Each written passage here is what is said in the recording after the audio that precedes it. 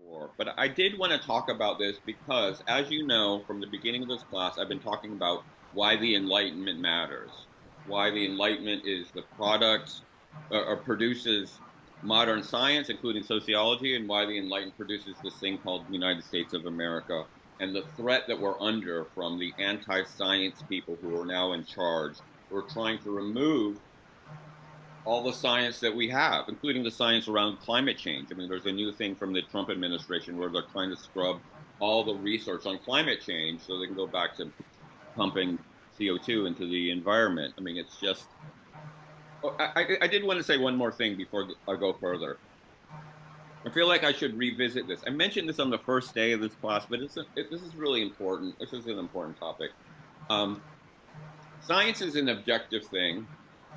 But I am not an objective person. I'm a human being, and I carry with me certain biases that have come from a lifetime of doing this work, especially studying fascism and right wing extremism.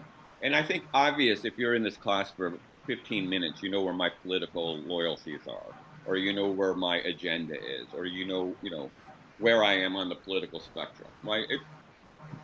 I will straight up say there has never been a greater threat since since the Civil War to the founding of the United States of America than Trump and MAGA. I will just say that out loud.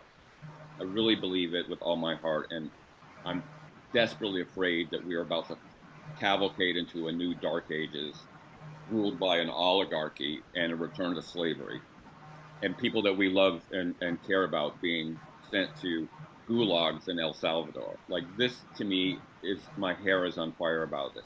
Having said that, your political position is your political position. And I'm never ever, and I said this at the beginning and I want to say it again, I'm never ever going to evaluate anybody in any of my classes based on how their political position lines up with mine. I'm not here to indoctrinate you. I'm not here to get you to vote for somebody that I want you to vote for. Some of my best students that I've ever had have been my conservative students that had their own sort of rationale for why they do it. So I just want to I feel like I need to say that every couple of weeks because I'm not going to shut up about the shit that I care about. But I also want to know that I'm not going to evaluate you differently if your your values are different than mine or your political agenda is different from mine. I just wanted to say that because we are in a time where the first group of people, one of the first groups of people that Hitler went after when he came to power in 1933 were college professors.